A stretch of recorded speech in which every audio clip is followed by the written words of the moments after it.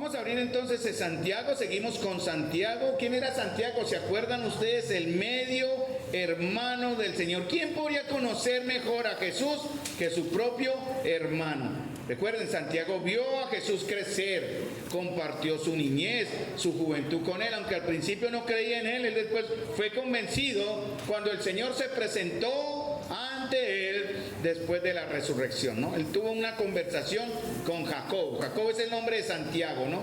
Entonces, Santiago sabía de lo que estaba enseñando, ¿no? Cómo lo que hemos visto hasta el día de hoy proviene de Dios.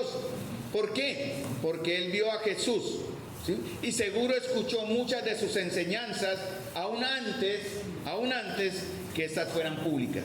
Entonces, Santiago entendía, hermanos, lo que significa conocer a Dios.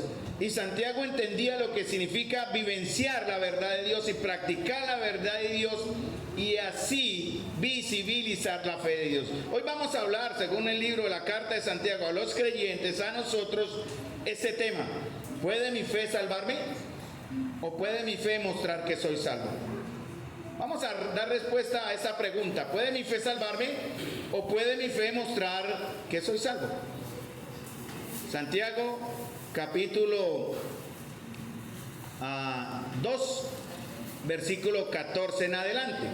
Pero entendamos algo de lo que estamos aprendiendo a través de la carta de Santiago, hermanos, porque Santiago quiere enseñarnos, quiere llevarnos a que estemos cuidadosamente atentos a la responsabilidad que tenemos de mostrar, ¿no? De reflejar, de dar testimonio de algo.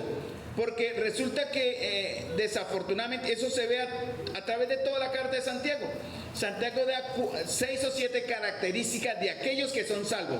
Y él dice, mire, si ustedes en verdad son salvos, en cierta forma lo dice así, deben mostrar estas cosas.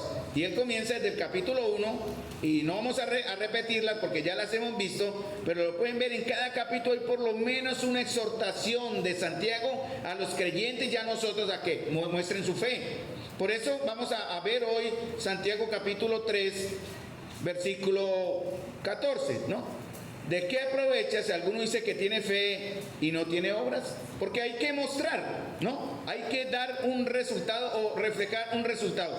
Hermanos, porque cuando no visibilizamos nuestra fe, Santiago comienza a decir que nuestras oraciones no van a producir ni satisfacción ni respuesta. Eso vimos en la enseñanza la última vez que estuve con ustedes. ¿Por qué nuestras oraciones no nos llenan?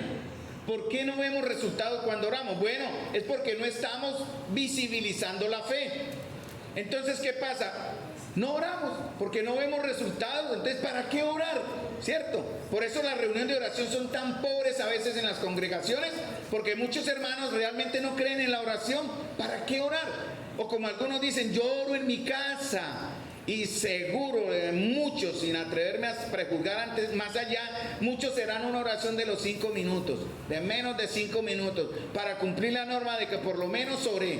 ¿Para qué ir a una reunión de oración si no voy a ver resultados o respuestas? Bueno, hermanos, pues muchos no oran, entonces como no oran, pues tampoco son sanados. Pero si por el caso llegan a orar, ¿qué dice Santiago? Oran mal. Porque oran de una manera egoísta, egocéntrica, y van a buscar un beneficio que solo me satisface a mí. Entonces, pedimos mal, hermanos, porque pedimos sin fe. Así comienza Santiago a decir, cuando comienza en el capítulo 1, hermanos míos, una característica, tengan por sumo gozo cuando os halléis en diversas pruebas, ¿no? Pero para usted entender por qué está en una prueba, tiene que orar. ¿Por qué orar? Sí, hay que pedirle al Señor, muéstrame, Señor, y ayúdame a entender y dame sabiduría. Ayer vimos con los caballeros este primer don, que está en 1 Corintios capítulo 12, versículo 4, 5 más o menos. Sabiduría es un don. Señor, ayúdame a entender tus propósitos para honrarte, ¿no? Para ser edificado, para ser exhortado, para ser animado, para ser afirmado en la fe. Pero no pasa, hermanos, porque no estamos visibilizando, ¿entienden la palabra? Dando visibilidad a nuestra fe. Entonces, ¿qué pasa? Es una fe que no es fe, es una fe inconstante donde se duda del carácter de Dios. Cuando no visibilizamos nuestra fe, también es una prueba, y lo hemos visto, de que nuestras relaciones verticales, cuando hablo de relaciones verticales, mi relación con Dios está tan mal que es imposible tener una sana relación horizontal, o al contrario, Si sus relaciones horizontales con su prójimo están mal, es una prueba de que su relación con Dios también está mal. O sea, es una lógica espiritual y no hay discusión ahí. Entonces, ¿cómo están sus relaciones horizontales o cómo están sus relaciones verticales? Si eso está mal, si no tiene una relación vertical, no hay relación horizontal o viceversa. Y esto es respuesta o esto es resultado cuando no visibilizamos la fe. Cuando no visibilizamos nuestra fe, pedimos mal, dice Santiago 4:4, eso fue lo último que vimos. Pedís, pero ¿qué dice Santiago? Pero pedís mal. Él comienza desde el capítulo 3, ¿no? Desde Santiago capítulo 3,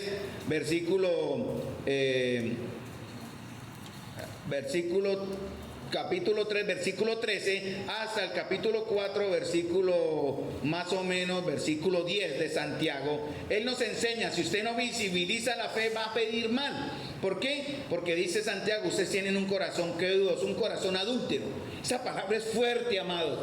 Si a usted le dijeran en su cara esa palabra, pues usted se ofende, pero Dios la usa de una manera tan directa que no admite duda ni recriminación. Él decía, dijo muchas veces en su verdad, ustedes han fornicado siguiendo a otros dioses, ustedes tienen un doble corazón, un corazón inconstante, por eso para el Señor son adúlteros. La palabra adulterio quiere significar que algo está dañando una relación, en este caso en la relación con Dios. Algo entró que adulteró la relación.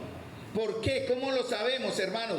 Miren, dése cuenta, si usted está amando lo que Dios aborrece, si usted está amando lo que Dios aborrece, o está aborreciendo lo que Dios ama, es un adúltero.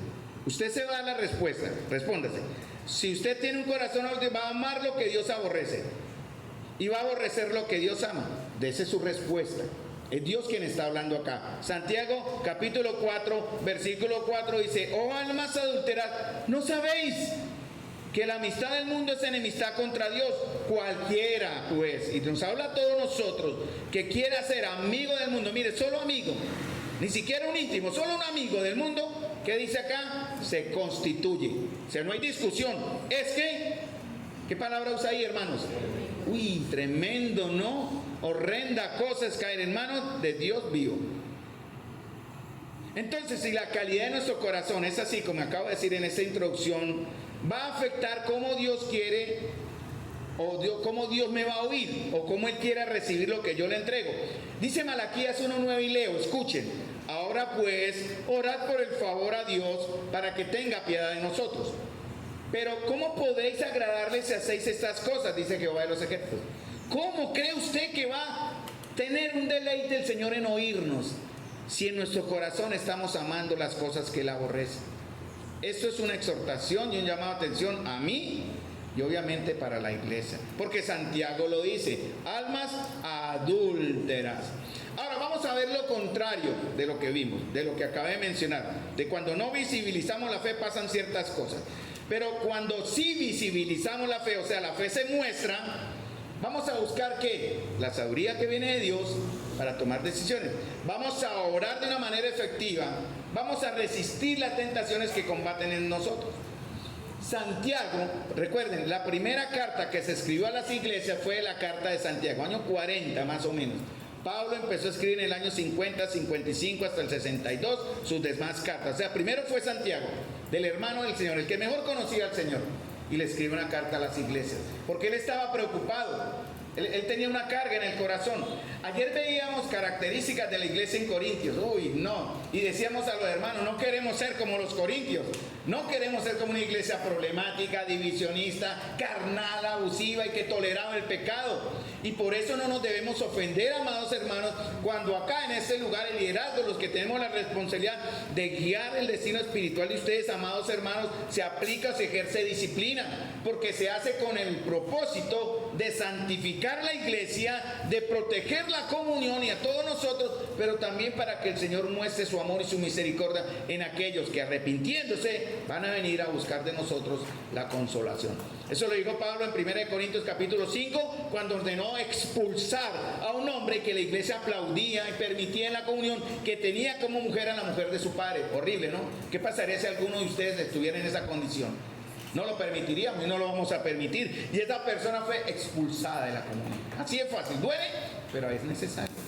Sin embargo, en el capítulo 2 de Corintios, 2 de Corintios, capítulo 2, Pablo habla y aconseja, reciban a aquel que está buscando misericordia, que regresó arrepentido. Y habla de ese hombre que fue sacado de la iglesia, pero que volvió. Hombre o mujer, también puede ser una mujer en estos casos. Entonces, hermanos, Santiago nos quiere mostrar cómo debe lucir, escuchen, cómo debe vivir alguien que conoce a Dios. Y esto solo va a ser posible, esto va a ser real, lo vamos a ver después de ser un oidor. Por eso Santiago dice, sean oidores antes que hacedores, ¿cierto? Primeramente, ser un oidor, y antes, en la mitad, antes de ser un hacedor obediente, o sea, que yo veo que muestro algo, yo tengo que mostrar que soy. ¿Me entienden? Primero aprendo, después lo vivo en mí y ahora lo muestro a otros. Ese es el orden divino. La hipocresía es que yo conozco y me paso a vivir algo que no estoy viviendo en mi vida. Eso se llama hipocresía, porque a usted le toca fingir que es el hombre de oración cuando nunca ora, se va a fingir que es un hombre que ama la comunión cuando en verdad no la está honrando como el Señor dice que la honremos. Y son ejemplos. Si visibilizamos nuestra fe, no vamos a ser oidores lentos, no seremos oidores lentos, pero tampoco unos religiosos obedientes. Porque la fe, cuando se visibiliza, está respaldando una vida que todos pueden ver. Por eso Pablo decía, vosotros o nosotros somos ¿qué? Cartas abiertas. La gente ve, y muchas veces usted no necesita hablar, porque sus hechos muchas veces no dejan oír lo que usted quiere hablar. Por eso nuestro testimonio como iglesia individualmente es muy, muy importante. Si visibilizamos nuestra fe, vamos a mostrar que una nueva naturaleza, ¿verdad? Una nueva forma de hablar, que tenemos una nueva forma de pensar, una nueva forma de relacionarme y una nueva forma de obediencia. Amados, Santiago tenía grandes diferencias con las enseñanzas de Pablo, porque Santiago es directo, él va directo al dolor, como dicen, sin ninguna clase de temor, él da directo al problema. Pablo era el teólogo que daba primero sus primeros capítulos en sus cartas, era enseñando la teoría y después sí pasaba a la práctica, ¿no? El teólogo, pero Pablo escribió 15 o 20 años después de que Santiago hizo llegar las cartas a la iglesia. Ahora, claro, hay diferencias, pero no contradicciones, ¿no? Porque el enfoque de Santiago es práctico, el enfoque de Pablo es teológico práctico. Entonces, estamos en Santiago, que es práctico. Él es el teólogo de la vida práctica. Y lo vio en Jesús. Él vio crecer a Jesús en sabiduría, ¿verdad? En conocimiento, en inteligencia. Él vio crecer a Jesús, seguramente escuchó las palabras que él más adelante enseñaba ante las multitudes en su propia vida. Él se rehusó a creer hasta que el Señor, después de su muerte, se le presentó y él ya fue salvo. Estamos a noviembre 19, pero celebramos algo el 31 de octubre. ¿Qué celebramos el 31 de octubre? ¿Me repiten, perdón? El día de la Reforma, muy bien. Uy, yo decía, no vayan a decir el Halloween. Ay, Dios mío. No, el día de la Reforma, hermanos. ¿Saben qué pasó el 31 de octubre de 1517? Martín Lutero, un monje y teólogo alemán, clavó, pegó, atornilló en las puertas de la iglesia de su localidad, de su parroquia, llamémoslo así, en Wittenberg, 95 tesis o 95 puntos en las que él criticaba la venta de indulgencias. ¿Alguno sabe qué significa indulgencias? Era el sistema que tenía la iglesia católica. Ellos estaban construyendo la catedral de San Pedro y necesitaban plata. Entonces, ¿qué se inventó el Papa? Bueno, los que den plata para ayudar a la construcción de la iglesia de San Pedro, se le van a perdonar pecados. Así de descarado era el hombre. Y el que más dé plata, más se le perdona. Ahora, si usted da más plata de la que debe dar, entonces vamos a permitir que las personas familiares suyos que están en el purgatorio, ya pasando un tiempo de purificación, salgan más rápido. ¿Les parece eso increíble? Bueno, ahorita sí les parece increíble porque ustedes conocen la verdad, pero en ese entonces toda la gente lo aceptó como lo que Dios quería. Martín Lutero dijo, no, eso no es así. Porque el punto principal de Martín Lutero lo ha estado hablando el hermano David en sus disertaciones sobre Romanos. El justo por la fe vivirá. Entonces, Martín Lutero dijo, no estoy de acuerdo, es un anatema, es maldición, eso no es así. Y se declaró en rebeldía, ¿no? Él empezó defendiendo y enseñando no con el ánimo de dividir, él nunca iba con esa intención, ¿no? O iniciar una revuelta. Él decía, la salvación es solo por la fe, eso que están enseñando no es verdad. Pero esto provocó una gran controversia en su tiempo, y Martín Lutero fue excomulgado. El Papa lo excomulgó porque pensaba, este monje loco va a pensar y se va a retractar, pero eso nada pasó. Martín Lutero dijo, prefiero morir antes que echar para atrás lo que el Señor me ha llevado a creer. Martín Lutero reflejó también con su forma de vida y sus peligros que tuvo. Él murió viejo también, pero tuvo muchos peligros y Dios no hubiese provisto hombres que le protegieron, hombres poderosos que le guardaron. Él quemó la bula papal donde lo excomulgaban, las quemó públicamente y no aceptó esto, porque él decía que el problema era que la Iglesia Católica no es la Iglesia real, porque había negado el Evangelio y el Evangelio era lo que definía la Iglesia. ¿Qué es lo que nos define a nosotros? El Evangelio, juntamente con dos ordenanzas que el Señor dejó, que era el bautismo y la cena del Señor. Y esas ideas se distinguieron, se extendieron por el mundo. De ahí viene el tema de lo que Santiago quiere recalcar. Vamos a 1 Pedro 1.23 rápidamente. Si yo le dijera a un hermano leería 1 Pedro 1.23, un hermano, el primero que lo tenga con voz fuerte. Yo lo tengo en la versión Biblia latinoamericana, pero un hermano, listo, Luisito, voz fuerte. 1 Pedro 1.23 dice así la palabra del Señor: siendo renacidos, no de simiente corruptible, sino de incorruptible, por la palabra de Dios que vive y permanece para siempre. Amén. Entonces fuimos nacidos de nuevo, no de algo que se corrompe, o sea, que se daña, que se pervierte, sino algo que es incorruptible. ¿Qué es incorruptible en 1 Pedro? La palabra de Dios. Miren lo que ustedes tienen en sus manos. No el libro físico, son las palabras que están ahí en ese libro escritas. Estas palabras le van a dar y nos han dado vida y vida eterna. Se le llama la palabra de Dios incorruptible. Y esta palabra de Dios que usted tiene en sus manos dice, enseña claramente que la salvación se obtiene por la gracia, Efesios 2.8, solamente por medio de la fe, solamente en la persona de Cristo y solamente para la gloria de Dios. Y esta palabra es más que suficiente. Si hay un impío aquí entre nosotros, esta palabra le puede salvar.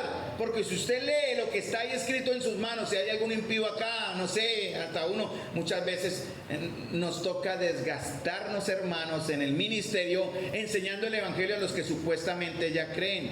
Porque dolorosamente hay que decirlo, hay muchos en la iglesia cristiana o que se denominan cristianos o creyentes que no están en el Evangelio. Y toca enseñar el Evangelio también. Pero le digo a ellos, a los que se creen creyentes y no lo son, más los que en verdad no lo son, que si usted toma la palabra y cree la palabra, eso es más que suficiente para su salvación. Y a partir de eso usted va a continuar santificándose y va a llegar a conocer y a relacionarse con Dios de una manera poderosa. La fe es la base la fe es la base sobre donde la iglesia descansa. Me enredé un poquito ahí. Sobre lo que se sostiene, sobre la fe. Recuerden Mateo capítulo 16, ¿no? Cuando Pedro declaró, tú eres Cristo. Ah, muy bien. Y sobre esto dice, edificaré mi iglesia. Sobre esa declaración, tú eres Pedrito, tú eres piedrita, tú eres roca pequeña, pero sobre la roca, la piedra angular que habla en 1 Pedro, y después lo menciona, vamos a edificar la iglesia. Ahora, hermanos, sabemos que las obras del hombre no son suficientes para salvación. Bueno, y muchos hombres naturales que no tienen del Señor no lo van a entender. Nuestras capacidades humanas, nuestro corazón, nuestra conciencia, por naturaleza, mientras conocemos al Señor, nos arrasan de continuo al mal. Entonces tenemos dentro de nosotros, Santiago dice que hay pasiones, ¿cierto?, que combaten en nosotros. Dice en Santiago capítulo 4 versículo 2, ¿de dónde vienen las guerras y los pleitos entre vosotros? Habla de creyentes, no es de vuestras pasiones, las cuales combaten en vuestros miembros. Hay una guerra interna, hermanos. Y debemos entender algo, que es lo que Santiago quiere enseñar. Todo lo que hagamos va a estar oscurecido, ensombrecido por el pecado. Y la única obra necesaria es la obra de Cristo consumada en la cruz. Pero desafortunadamente, amados, muchos creyentes, muchos cristianos han malentendido que como las obras no tienen ningún papel en la salvación, porque es por gracia únicamente, no por obras, tampoco las obras, dicen ellos, van a tener un papel importante en su vida cristiana después de ser salvos. Ya como las obras no me afectan antes, no me tienen que afectar después. Y eso no es verdad. Son dos cosas totalmente diferentes, distintas, y apuntan en dos direcciones diferentes. Una cosa es que mis obras, o sea, mis obras es lo que yo hago, cómo visibilizo mi fe, no pueden sumar a mi salvación. Y otra cosa muy distinta es que mis obras o lo que yo visibilizo como fe no tengan una relación o jueguen un papel una vez después de que yo soy salvo. Entonces Santiago se adelantó a esta situación. Miren lo que dice Santiago capítulo 2 versículo 1. Porque Santiago comienza a preocuparse por la indiferencia que había entre los hermanos, la indolencia que él veía entre las personas que profesaban ser cristianas y el desacuerdo que había entre lo que profesaban y lo que se vivía. ¿En qué ejemplo lo dio? Santiago capítulo 2 versículo 1, ¿cierto? Hermanos míos, que vuestra fe en nuestro glorioso Señor sea sin que acepción de personas. Hermanos, si en su corazón hasta el día de hoy hay una acepción de personas contra uno de sus hermanos, dice Santiago, y lo dice más adelante, en el capítulo 2, versículo 14 en adelante, ¿de qué sirve la fe que usted tiene? Porque él comienza con ese ejemplo, ¿no? Santiago enseña que la fe verdadera y visible se muestra con obras, como dicen en Efesios 2:10, las cuales Dios ha preparado de antemano para que andemos en ellas. Entonces, escuchen bien, Santiago insiste en que una fe sin mostrarse, una fe sin obras está, ¿qué dice él? Muerta. ¿Saben lo que es muerta? Muerta es muerta, no es real, es un engaño, no es genuina, no es verdadera. Y si no es nada de eso, hermanos, miren la noticia para algunos de ustedes que tal vez estén en esta condición. No es una fe que pueda salvar, es una fe inútil, no es una fe que va a salvar. ¿Por qué? Porque se debe mostrar en un cambio de vida. Sigo enseñando. Entonces por eso Santiago dice, la palabra de Dios salva y como ha transformado nuestras vidas, eso se debe mostrar. Y Santiago comienza en el capítulo 2, versículo 1 con un problema. Mire, en la iglesia de Corintios vimos ayer qué cantidad de problemas habían en la iglesia de Corintios, ¿no? Y vimos el asunto de la división entre los hermanos, ay no, que yo soy de este, yo soy de aquel, ¿no? Y que Pablo decía, ustedes son unos niños, no hagan eso. Nosotros tenemos la mente de Cristo, el hombre natural no entiende las cosas, ustedes son del Señor. Los hermanos se agarraban entre ellos, tanto que tenían problemas y iban ante el juez y se demandaban. Imagine usted que estemos en la iglesia y llega una notificación, no, el hermano Carlos aquí queda citado al juzgado 5, pero ¿yo qué hice? No, que usted miró mal a la hermana o al hermano. Y iban y hacían eso. O habló mal de la hermana o del hermano. Iban y se demandaban. ¿Les parece eso? ¿Correcto? Pues sí, eso sea eso. Hacían ellos eso. Permitían el pecado con el adúltero, ¿no? Abusaban de los dones. Volvieron a esa iglesia un desorden. El Pablo tuvo que empezar colocando orden desde 1 Corintios capítulo 11, hablando de la cena del Señor. Desorden la cena del Señor, cuidado con eso. Pasó con capítulo 12 dones, habló del amor, capítulo 13, terminó con capítulo 14 lenguas, que era lo que más estaba afectando a los corintios. Desorden. Por último, la tapa del asunto, empezaron a dudar de la resurrección de Cristo. 1 Corintios capítulo 15.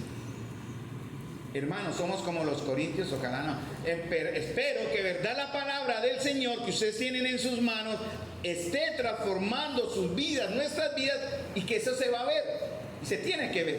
Segundo punto, la fe es la base de nuestra salvación. Mire lo que dice Santiago 2:18.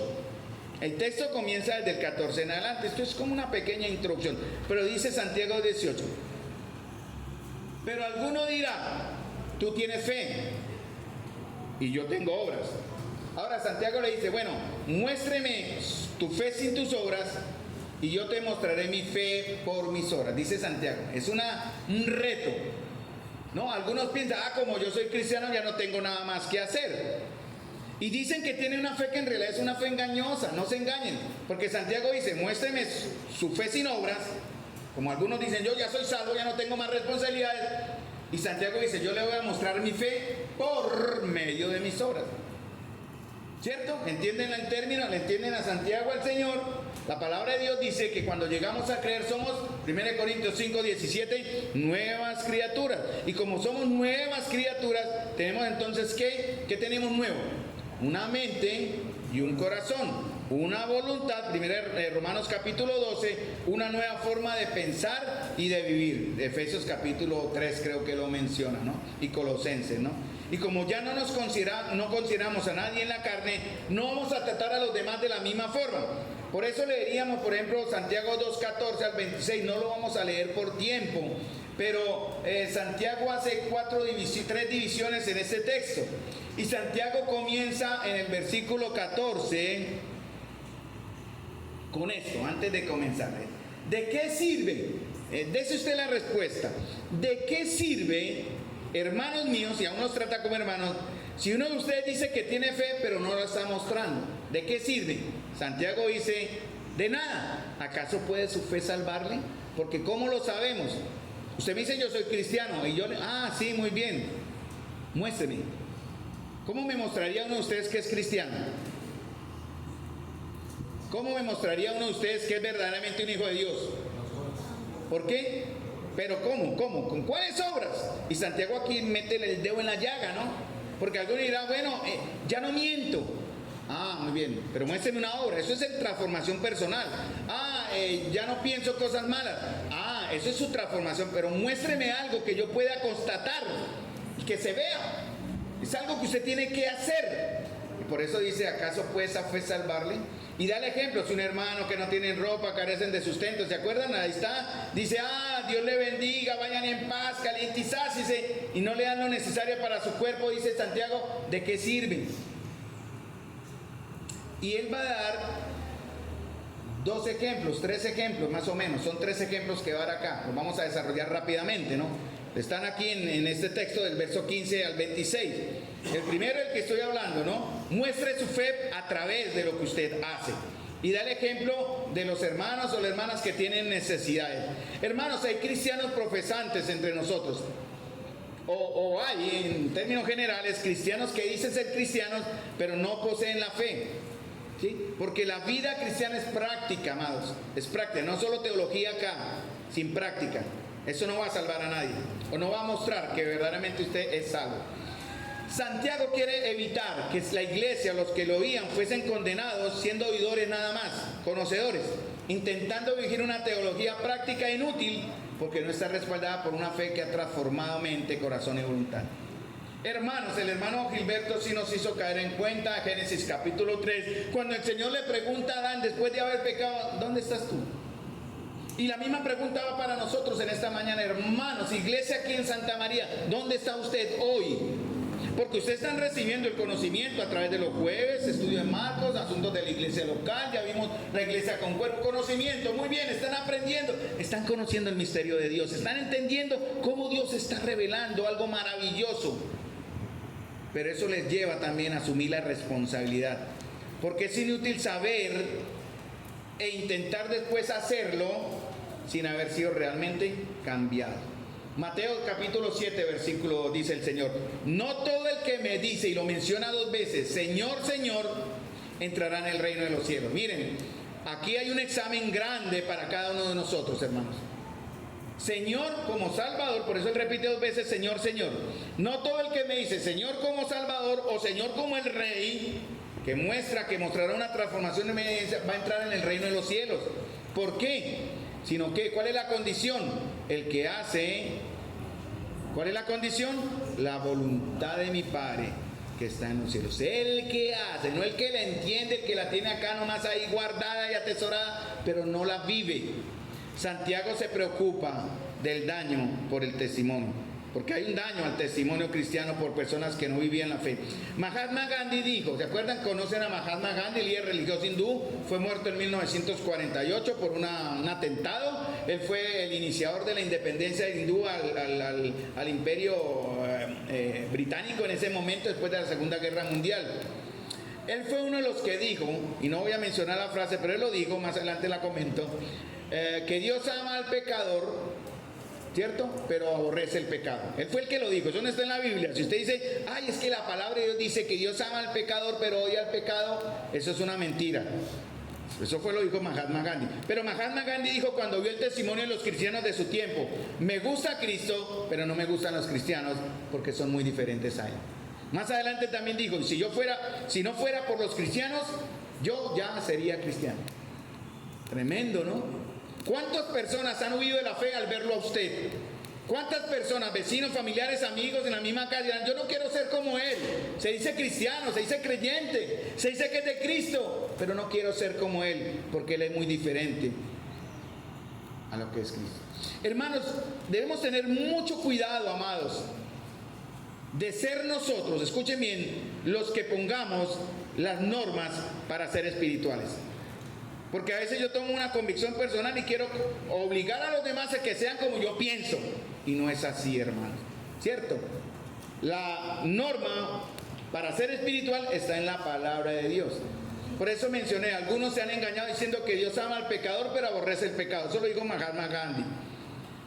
Salmo 7:11, busquen rápidamente, pero para que ustedes me sigan lo leo, mientras tanto ustedes van buscando.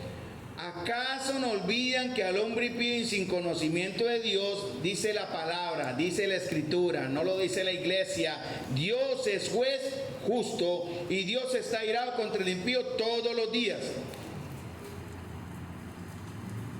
Entonces algunos cristianos dirán, bueno, eso es para el incrédulo. Bien, Dios es justo y está airado contra el impío todos los días. Entonces para el incrédulo Dios sí aborrece al impío y aborrece su pecado. Lo dice la escritura, dicen algunos creyentes. Y ellos dicen, bueno, pero entonces para nosotros va a ser así. Dios sí me ama, pero aborrece mi pecado. ¿Es eso verdad? Tampoco, hermanos. Tampoco, cuidado, ahí hay un peligro, porque algunos voltean, no, ya como Dios sí aborrece al impío, eso es para los incrédulos, pero como somos hijos de Dios, bueno, Dios sí me ama, sí, pero aborrece mi pecado. No, hermanos, hay que tener cuidado. Recuerde que estamos frente a Dios santo, a un Dios justo. Muchos han tratado de justificar sus pecados escondiéndose en esta errónea aceptación, esa falsa apreciación del amor de Dios, que les recuerdo, va en contra de su carácter, de su palabra y de sus propósitos. Yo he conocido cristianos. La semana pasada, el domingo, tuve que realizar un servicio al aeropuerto y llevar a un cristiano al aeropuerto. Un cristiano entre comillas. Un cristiano que está en desobediencia y en pecado. Un cristiano que se alejó de la comunión y que está viviendo una vida afuera. Pero él se dice cristiano. Y yo le pregunté, yo siempre le pregunto con cortesía, hola, no digo el nombre, ¿cómo está? Y él me dice, fíjense bien, bien, gracias a Dios. Yo me callo. ¿Cómo es posible, hermanos, que ese cristiano diga que puede estar bien si está en abierta desobediencia a Dios? No se engañen, ¿cierto? ¿Cómo pueden decir gracias a Dios si su Señor no es aquel que les salvó, o por lo menos esa persona? ¿Cómo pueden decir que creen en Dios pero son tan descarados que no van a temblar ante su palabra? Porque si en verdad tembláramos ante su palabra, hermanos, esta iglesia sería santa y perfecta. Para esta persona, Dios no lo está mirando. Él en su ignorancia religiosa está en desobediencia, está en pecado, y así tal vez muchos de los que se han alejado de acá por pecado, si uno les pregunta ¿cómo están?, van a decir en su ignorancia, bien, gracias a Dios. Mentirosos, no se engañen, porque Dios no los está mirando. Miren lo que dice el Señor en Isaías 66:2. Miraré a aquel que es pobre y humilde de espíritu y que tiembla a mi palabra. Santiago capítulo 3 dice, ¿tú crees en Dios? ¿Sí? Santiago lo dice, ¿se acuerdan? Santiago, ¿tú crees en Dios? Bien haces. Los demonios también creen y tiemblan. Hermanos, y lo vergonzoso de esta frase, de este verso, tienen más temor, hermanos, los mismos demonios que al menos tiemblan ante aquel que consideran que les juzgará con justicia y santidad. En cambio, yo veo a muchos creyentes, y yo me incluyo ahí en algunos momentos de mi atribulada vida, que yo no temblaba ante su palabra. ¿Por qué? Porque yo en ese momento no tenía una fe verdadera. Los demonios tiemblan, y hay muchos creyentes que ni siquiera van a temblar.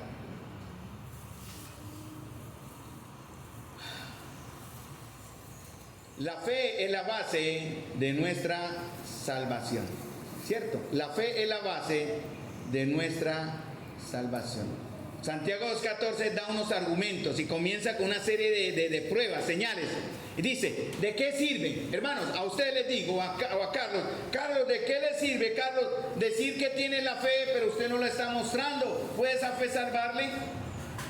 ¿De qué sirve decir que tiene fe si esta no se puede probar? Su fe en acción no se ve, y si no se ve, entonces no sabemos si tenemos la fe.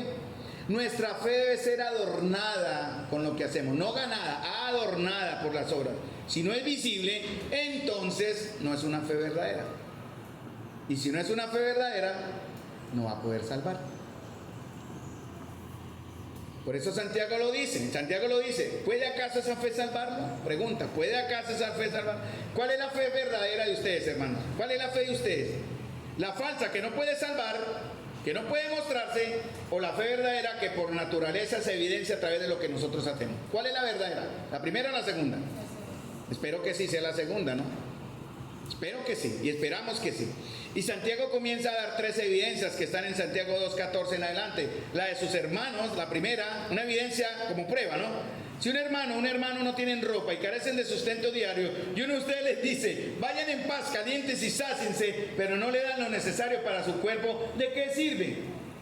Ayer un hermano nos contaba muy jocosamente una situación con otro hermano, ejemplo, ilustración. El hermano se quiso aprovechar del hermano pidiéndole plata. Y el hermano por la primera vez tuvo compasión y le prestó. Pero el otro hermano, que no estaba en comunión y era un hermano voluble que venía, que no venía, se quiso aprovechar y quiso ya pedirle más plata al hermano. En cierta manera el hermano dijo, ya no. Como él dijo muy jocosamente, se me acabó la misericordia. ¿Por qué? Porque estaba viendo que este hermano se estaba aprovechando de él. No, présteme, ayúdeme, pero no se le veía el compromiso, la entrega, la devoción, la obediencia. Y el hermano muy sabiamente, y lo digo, aunque eso también, estuvimos ahí charlando, se me acabó la misericordia. Y es verdad, hermanos, a veces al Señor se le tiene que acabar la misericordia para con nosotros. Porque nos burlamos de Él, pensamos que podemos vivir vidas, y como en el caso acá, sí, hermanos, hay que relacionar palabra y acción, hermanos, porque la insensibilidad de ese hermano exhibe hacia que muestra hacia la necesidad de otros, es una evidencia, es una prueba de que en él no hay una fe que en verdad le salvó. ¿Cómo puede llamarse una persona cristiana, pero sus acciones no demuestran a Cristo? Dice en 1 de Juan que alguno dice que es de Cristo, debe andar como Él anduvo. ¿Puede acaso, hermanos, si usted ve a un hermano en necesidad de dormir tranquilo? ¿Alguno de ustedes ha visto necesidades en la iglesia local y usted se acuesta y duerme como si nada? Tal vez se ha pasado. Y si esto ha pasado, y si esta fue su respuesta, tal vez, pregúntese usted, ¿soy salvo? ¿Puede acaso la fe que digo salvarme cuando yo veo a mi hermano? Juan lo dijo, primero de Juan 3, 17 y 18, Juan lo dijo, lo mismo que Santiago, el que tiene bienes de este mundo y ve a su hermano en necesidad y cierra contra él su corazón, ¿cómo puede morar el amor de Dios en él? Hijos, no amemos de palabra ni de lengua, sino de hecho y en verdad. Eso es lo que dice Juan, si amas de palabra solamente no sirve, demuéstrame con hechos si de verdad es lo que crees y profesas. Cristo también lo enseñó en Mateo 23:3, ¿no? Cuando comparó, le dijo a sus discípulos, cuídense de la levadura de los fariseos, pero no hagan conforme a sus obras, porque ellos dicen y no hacen. Cuando eso se vive, cuando eso se trabaja así en una fe falsa, ¿cómo lo llama Jesús? Jesús fue muy duro con los fariseos. Ellos decían, ellos decían hagan, pero ellos decían, pero no lo hacían. ¿Cómo lo llama Jesús? Él es duro, hermano. Hipócritas. Si yo le dijera a un hermano así de frente, hipócritas, si el hermano es más grande me casca, es posible. Sepulcro blanqueado, dijo Jesús. No deben ser imitados, que predicaban la ley pero no la cumplían, decían pero no hacían. Y esa es la advertencia de Santiago, hermanos. Tengan cuidado de decir que vivimos una fe pero no la mostramos. Atentos, porque estaríamos siendo hipócritas, guías de ciegos, sepulcros blanqueados, que aparentamos ser justos por fuera, pero por dentro llenos de iniquidad. Entonces, amados, los creyentes debemos ser coherentes entre lo que decimos y lo que hacemos. Y que nuestra obediencia a Dios, hermanos, debe ser como de corazón y no solamente de labios. En humildad, en amor, en servicio, sin buscar la alabanza de los hombres, ¿no? No hacer para que nos vean, ¿no? Ay, que tomen, que hay, que ofrendo, ay, que doy, pero para que me vean. ¿Cómo voy a servir? Para que me vean, pecado, no lo haga. Dios no va a estar agradado con su ofrenda aquí en el ministerio, en el servicio, si es para que lo vean. Entonces, Gálatas 6:10. ¿Hacia quién deben ser las primeras obras que van a mostrar mi fe? ¿Hacia quién? ¿Hacia quién? Dice la Escritura, Gálatas 6:10, por tanto, dice Pablo en Gálatas, siempre que tengamos la oportunidad, quiere decir, no se niegue, siempre que tenga la oportunidad, haga el bien a todos, pero especialmente a quienes. ¿Por cuál familia? La familia de la fe. ¿Cuál es la familia de la fe? Los hermanos. Ve una necesidad y usted se esconde. Me hago loco. No, no es conmigo. No, hermano, no haga eso, hermana. Si usted ve la necesidad, Dios le ha puesto a usted la carga de mirar cómo se suple, cómo se ayuda, cómo se muestra misericordia. Para eso está toda la comunión de la iglesia. Entonces, así es como imitamos a Cristo, hermanos. ¿Alguien de acá tiene fe? Demuéstrelo. El mero bla bla no sirve. ¿Alguien de ustedes tiene fe? Muéstrelo. No por frutos personales, que es lo que Dios trabaja en nuestro interior natural, sino por obras que muestren lo que hay también en nuestro interior. Es fácil decir, como los fariseos, que creemos, pero luego no tenemos nada que mostrar. Es imposible mostrar la fe sin las obras. Pero sí es importante demostrar mi fe por medio de mis obras. Por eso Santiago en 2:18 repite o dice, tú tienes fe, yo tengo obras, muéstrame tu fe sin tus obras y yo te mostraré en fe por mis obras. Entonces, hermanos, ¿qué nos lleva a esto? Analicémonos. Analicemos y miremos cómo estamos en verdad mostrando nuestra fe. Juan Calvino decía, abro comillas, es la fe sola la que salva, pero la fe verdadera nunca está sola. Palabras de Juan Calvino. Ahora, el segundo ejemplo, en su segundo, ilustración, porque dice en Santiago 19, tú crees que Dios es uno, bien haces, también los demonios creen y tiemblan. Esa es la teología correcta. ¿Puede la teología correcta salvar? ¿Qué piensan ustedes? ¿Puede la teología correcta salvar? No. Los demonios la tenían. Ellos llamaban teológicamente correcto al Señor, le decían el Santo de Dios. Él le decían Hijo del Dios Altísimo. Ellos le decían tú eres Hijo de Dios. Ellos creían en la divinidad y el poder de Cristo. Ellos siembran ante su poder y sin embargo eso que sabían no les salva, sino los condena. Y tal vez aquí haya algunos que viven de esa manera, hermanos amados. Tienen la teología correcta, pero no la están mostrando, no se está manifestando. Si mi teología y mi práctica no coinciden, mi salvación y el cielo tampoco, hermanos. Pasa al siguiente ejemplo, Santiago 2:20 al 23. En el tiempo que me quede y para la gloria del Señor, si ustedes están llenos del Espíritu de Dios hoy, como en esa buena alabanza no llenó, van a tener paciencia mientras termino la disertación o la enseñanza. Santiago 2:20 al 23. Mas quieres saber, hombre hermano, que la fe sin obras es muerta, y habla de un ejemplo, el caso de Abraham, ¿cierto? No fue justificado por las obras Abraham nuestro padre cuando ofreció a su hijo Isaac sobre el altar. ¿Dónde recibió Abraham su justificación? ¿Cómo? Por la fe. ¿En dónde? ¿En dónde? ¿En dónde? Recuerden, miren, la historia de Santiago habla de algo que sucedió años después de que Abraham fuese justificado por fe.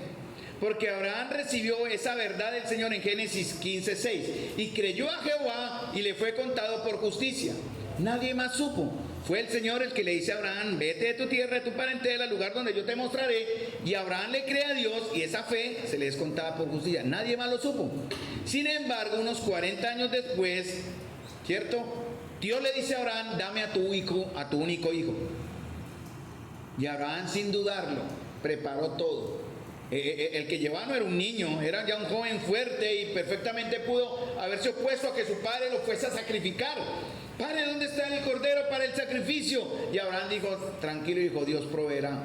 Cuando llegó el momento, ve Isaac que su padre saque el cuchillo y lo entiende todo. Obviamente se dejó amarrar, obviamente se dejó subir ante el altar que Abraham había preparado. Y Abraham prepara su cuchillo para matar a su propio hijo, sabiendo, como dice en Hebreos, que Dios es poderoso para levantarle aún de la misma muerte. Y ya iba a bajar el cuchillo de muerte cuando el Señor dice, detente ahí. Y ahí es donde ve el cordero enredado en la zarza o en las ramas del árbol.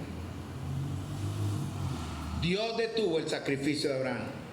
Pero 2000 o 3000 años más adelante, Dios no detuvo el sacrificio. Dios no detuvo la daga del juicio sobre su Hijo en la cruz del Calvario, ¿no? Por eso Abraham nos enseña algo.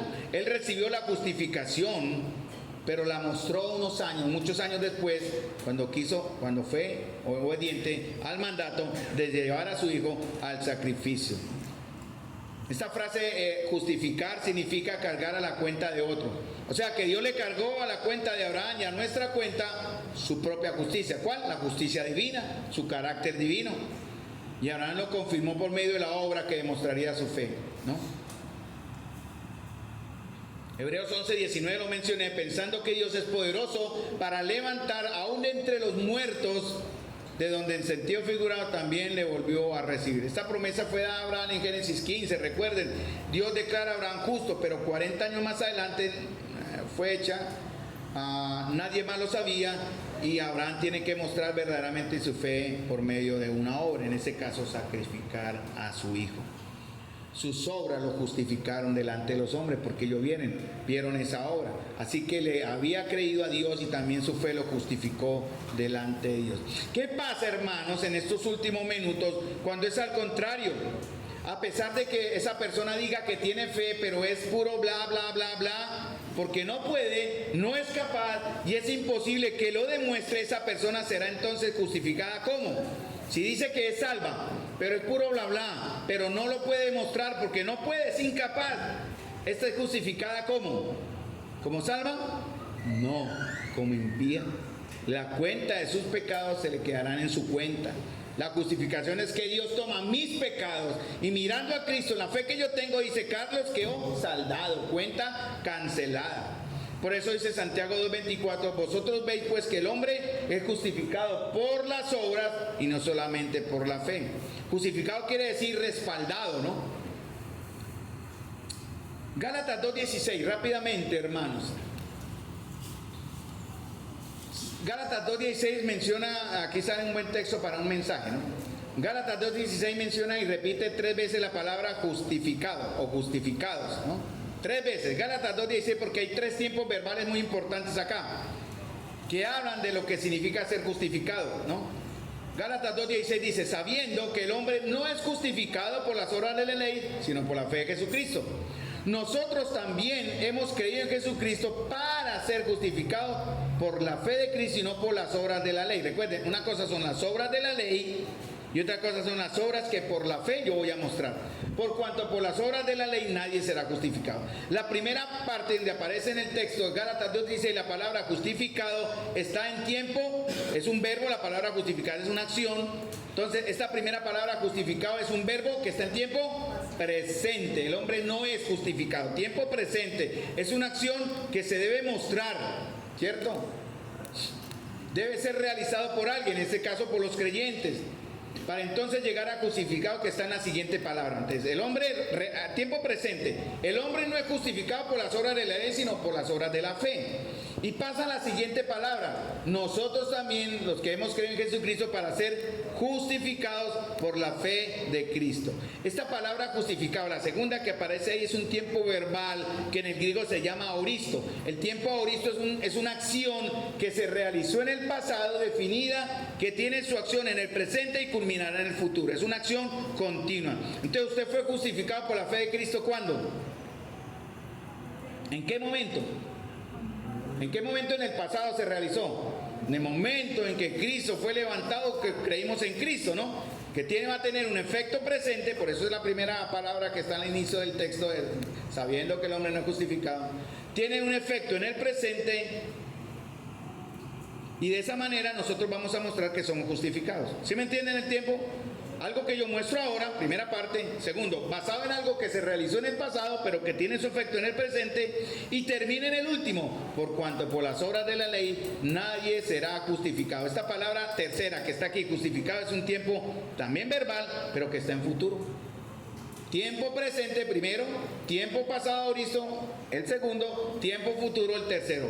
De la tercera palabra, justificado, es un verbo que está en tiempo futuro. Por cuanto por las obras de la ley nadie será, hacia arriba, justificado. Entonces, resumiendo, un hombre no es declarado justo por mostrar las obras del legalismo, sino para mostrar o por mostrar la fe de Jesucristo, hermanos. obras de fe. Esta justificación se obtuvo en el pasado cuando creyó en Cristo, en una acción realizada en el pasado, tiene sus efectos en el presente y que verá los efectos en el futuro cuando esta justificación sea una realidad en gloria. ¿Cuál otros ejemplos da ahí Santiago? ¿A quién más menciona? Menciona a Abraham y después dice, ¿de quién más? Ay, ¿de quién? Perdón, no, estamos en el texto, mi querida hermanita, estamos en Santiago 2. No, primero fue Abraham, después ¿a quién pone como ejemplo? Rahab. ¿Quién era Rahab? Uy, era la mejor mujer de su tiempo. Qué mujer sota, una mujer recta, digna, amorosa. ¿Quién era Rahab? Una miserable prostituta cananea y gentil. Y saben una cosa, aparte también por la gracia de Dios, después de conocer esa historia, de las líneas de sangre donde vendría el Salvador, ¿cierto? Pero la historia está en Josué, que antes de conquistar Jericó envía 2 espías, ¿cierto? Para que conocieran el terreno. Ellos se hospedan donde una mujer, el rey sabe, ay, vienen espías de Israel. Y la mujer dice, venga, escóndanse acá, vengan a mi casa. Y resulta que esta mujer es cananea y enemiga de los judíos. Josué dice que Rahab los protegió ya que el rey los buscaba, pero la razón del por qué ella los protegió fue esta. Miren, Josué 2:9 al 13, hay que ir a Josué. Y Josué 2:9 al 13 ya dice, sé que el Señor les ha dado esta tierra. Todos tenemos miedo de ustedes. Cada habitante de esta tierra vive aterrorizado, pues hemos oído cómo el Señor les abrió un camino en seco para que atravesaran el mar rojo cuando salieron de Egipto. Y sabemos lo que les hicieron los 2 reyes amorreos al oriente del Jordán. No es extraño que nuestro corazón esté lleno de temor. A nadie le queda valor para pelear después de oír semejantes cosas. Pues el Señor tu Dios es el Dios supremo. Miren lo que dice la cananea a los dos espías. Pues el Señor su Dios es el Dios supremo, y arriba en los cielos y abajo en la tierra. Ahora júrame por el Señor que serán bondadosos conmigo y con mi familia, ya que les di mi ayuda. Entonces ella los hizo bajar con una cuerda por una ventana, porque su casa estaba en la muralla de la ciudad y ella vivía de la misma muralla. ¿Cuál fue la obra que mostró Rahab? Porque ella que estaba reconociendo, tenemos temor, yo sé que he creído, yo sé que lo que ustedes hicieron, por favor pido misericordia. La fe de Rahab. ¿Dónde se vio la obra de Rahab? ¿Qué fue lo que hizo Rahab para mostrar que tenía la fe en el Señor? Protegió a los espías. Así ella, de esa manera, por eso lo menciona Santiago y lo menciona clarito en Santiago 2 y dice, así también, verso 25, también Rahab la ramera no fue justificada por obras cuando recibió a los mensajeros y los envió por otro camino. Ella mostró así su fe. Y el tercero que aparece acá, ya habíamos visto uno, el de los hermanos, el de Abraham y el de Rahab, son los 3 que están acá. Amados hermanos, ¿quién más enseñó esto 15 años después? Romanos capítulo 3. Pablo enseñó lo mismo. Romanos capítulo 3, versículos 20 al 26. Pablo enseña, por las obras de la ley, ningún ser humano será justificado delante de él. Romanos 3:20. No existe esfuerzo humano, hermanos, que pueda satisfacer a perfección la ley de Dios. Porque el Señor dice, ustedes pueden decir que cumplen los 10 mandamientos, pero pequen uno, ¿qué pasa? Pequen todos. No hay manera, yo cumplo los mandamientos. Yo cumplo todos los mandamientos, lo dudo, nadie es capaz. Dice Romanos 3:20, la segunda parte, por medio de la ley se conoce el pecado. ¿Qué dice la ley? Eres malo. ¿Qué digo yo? Soy malo, ¿y ahora qué hago? Pablo dijo, no conocería la codicia si la ley no me dijera no codiciarás, ¿y ahora qué hago? Y Pablo decía, miserable de mí en Romanos capítulo 7, ¿quién me va a librar de ese cuerpo de muerte? Lo que yo quiero hacer está aquí, pero el hacerlo no está en mí, ¿qué hago? Gracias doy por Jesucristo, hermanos. Porque ¿es posible salvarse uno por la ley? Sí, es posible salvarse por la ley. La ley de los mandamientos, ¿no? Es posible. Pero es imposible porque nuestra naturaleza nos lleva a pecar y constantemente estar fallando a Él. Porque los 10 mandamientos reflejan el carácter santo y perfecto de Dios. Nadie los ha cumplido. Porque el que solo viola uno, viola a todos. ¿Cómo se resumen los 2 mandamientos? Amarás al Señor tu Dios con todo tu corazón, con toda tu mente, con toda tu alma y a tu prójimo como a ti mismo. ¿Cuál de los 2 estamos fallando? Porque la misma palabra dice y enseña que no se pueden cumplir esos mandamientos ya resumidos. ¿Cuál estamos incumpliendo? ¿Cuál prefieren ustedes incumplir mejor? El menos grave, perdón, en cierta manera. ¿Cuál sería? El menos doloroso. ¿Cuál sería? ¿Prefieren ustedes amar a su prójimo y odiar a Dios? ¿Cierto que no? Entonces el menos grave sería... Si ama al prójimo, ama a Dios. Obvio, esa sería la respuesta correcta al final. Pero escogiendo el menos peligroso para nosotros, yo prefiero amar a Dios con toda mi fuerza, con toda mi alma, y al prójimo no. Pero muchos lo viven así, ¿no? Ay, sí, Señor, te amo, tú eres mi Dios grande y poderoso. Y veo las necesidades de mis hermanos y prefiero odiar a mi hermano, rechazar a mi hermano o generar guerra contra mi hermano. Entonces, ¿qué está haciendo? ¿Qué dice la palabra? Tampoco usted ama a Dios. O sea, o cumple los dos al tiempo o no cumple ninguno. Y usted puede escoger el más fácil. No, prefiero amar a Dios porque a mi hermano. No, hermanos. Romanos 3:21 dice que por medio de la ley se manifiesta la justicia de Dios. Ahora, dice Pablo, por medio de la ley se manifiesta la justicia de Dios. Juan 3:36, ¿qué dice? ¿Alguno conoce ese texto? Debemos conocer Juan 3:16 hasta Juan 3:36, ¿no? El que cree en el Hijo, eso es para evangelizar, ¿no? Ayer hablábamos con un hermano que me preguntaba cuál es la diferencia en el don del evangelismo. Hablábamos con eso, el hermano. Bueno, hermanos, estamos llamados a evangelizar, a expresar, a mostrar la verdad de Dios afuera, pero solo algunos tienen el don del evangelismo, de explicar las verdades de la salvación con claridad. Hermanos, necesitamos en el púlpito un hermano con el don del evangelismo. Yo soy maestro, yo enseño la palabra.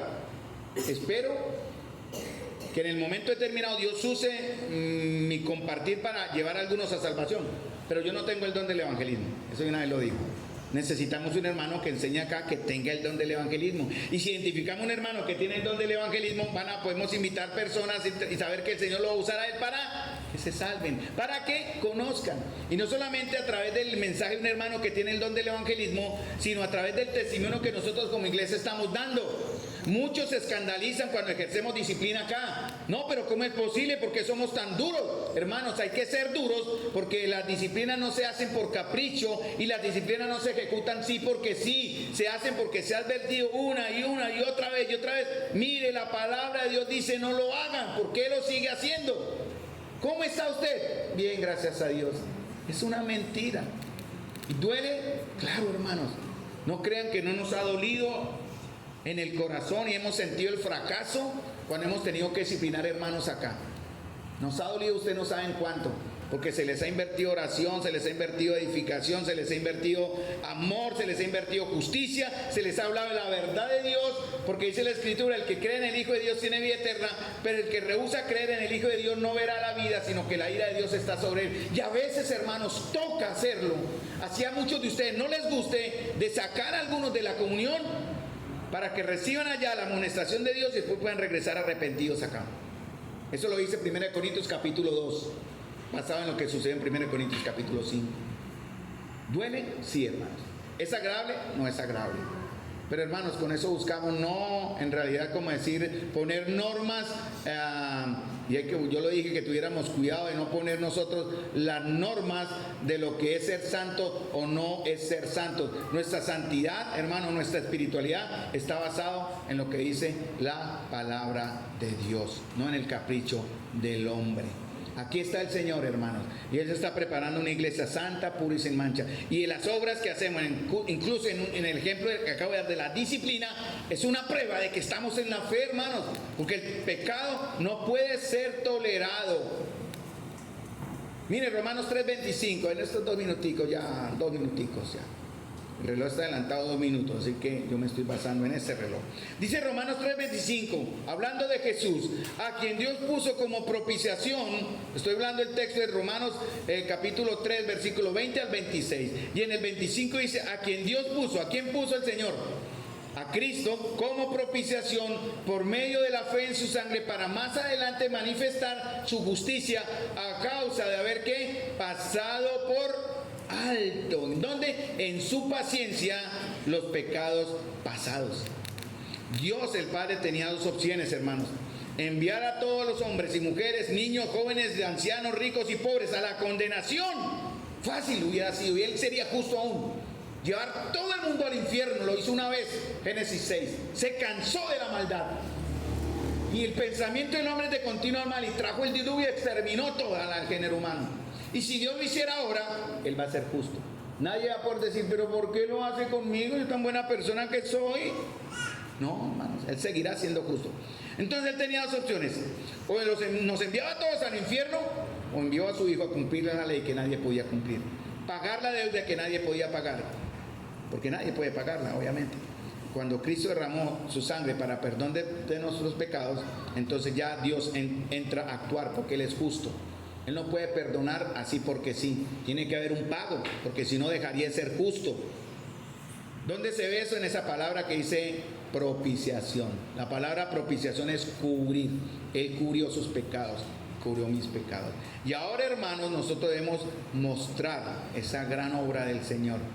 Por eso Él dice, el mismo Señor lo dijo: por sus frutos los conoceréis. Es tiempo, mis amados hermanos, que mostremos que verdaderamente hemos sido salvados.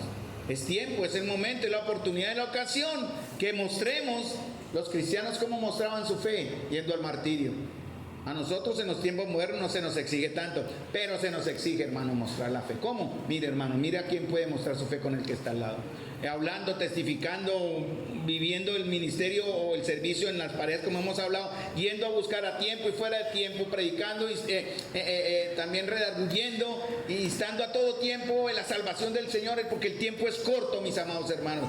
Hay que entonces mostrar nuestra fe por medio de nuestras obras. Y la iglesia, hermanos, debemos ya hacerlo, de salir de aquí, de estas cuatro paredes, y ir afuera. Y vamos a estar organizando para ir afuera como iglesia a llevar el evangelio. A un parque, vamos al parque, nos vamos y nos metemos los 40 que estamos acá a la plaza, a ver hasta cuándo nos tiran papas o nos tiran tomates, pero bueno, igual que lo hagan, no importa, o a donde sea como iglesia, vamos a estar allá, hermanos, hablando la verdad del evangelio, pero que se debe ver, porque cuando lleguemos a casa la gente también va a estar mirando. Mire esos cristianitos, ¿no? ¿Cómo son esos cristianitos? ¿Cómo es usted, no? Como el caso de un hermano que mencionaba un vecino, ¿no? Que cristiano y todo, y el vecino a veces una discusión como que sacó un revólver o algo, el cristiano, ¿no? En una discusión con otro vecino como que sacó un revólver. El cristiano, ¿no? ¿Qué dirían los demás vecinos? Uy, el hermanito, ¿no? Miren el hermanito. Hermanos, ¿qué es eso? Qué vergüenza, qué vergüenza. ¿Cuántos de ustedes tienen revólver en su casa? Hermanos, vamos a terminar con una palabra de oración, amados. Amados hermanos, no olvidemos temblar ante su palabra. No olvidemos mostrar nuestra fe. No dejemos el bla bla a un lado y mostrémosla. ¿Hay que perdonar a algunos? Sí, debemos perdonarnos. Debemos perdonarnos. ¿Hay que mostrar misericordia? También debemos hacerlo. ¿Hay que mostrar restauración? Amén, hermanos. Esta iglesia, dice la Biblia en muchas partes, la iglesia de Dios, no la iglesia del hombre. Y usted está aquí para cumplir un propósito grandioso. Se lo digo sin haber hecho curso de profeta.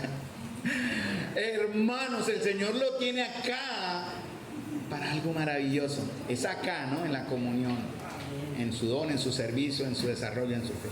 Padre Celestial, llamado Señor, gracias nuevamente, Señor. Te doy por este tiempo. Yo sé que tú has hablado por tu palabra, Señor. Yo soy torpe de lengua, Señor. Soy torpe en mis pensamientos. Pero estoy seguro que tu palabra ha calado en el corazón de tu pueblo hoy. Señor amado, te pedimos perdón como pueblo en este momento, Señor. Si en algún momento, ignorantemente, con dureza de corazón, Señor, olvidamos que nuestra fe debe ser mostrada de una manera transparente, clara, testimonial, Señor. Te pedimos perdón si nuestras palabras han ofendido el nombre de Cristo y han dañado la fe de otros. Te pedimos perdón si nuestros actos han herido a otros y a la vez entre nosotros nos hemos lastimado como hijos tuyos. Te pedimos perdón, Señor, si el día de hoy ruego, Señor, que inicies en la vida de hogares y en la vida personal de todos y cada uno de los que aquí estamos, ese despertar, Señor, y esa visibilidad de fe que necesitamos, Señor, porque el tiempo es corto y tu venida, Señor, tu regreso es inminente, Señor. ¿Y cómo nos presentaremos, Señor, para que en tu venida no nos alejemos de ti avergonzados? Te doy las gracias, Señor, en el nombre de Jesús por este tiempo y tu palabra expuesta en el corazón de tu pueblo que aquí presente escuchó con reverencia y en obediencia mostrará la fe. Te lo pido en el nombre de nuestro Señor Jesús. Amén.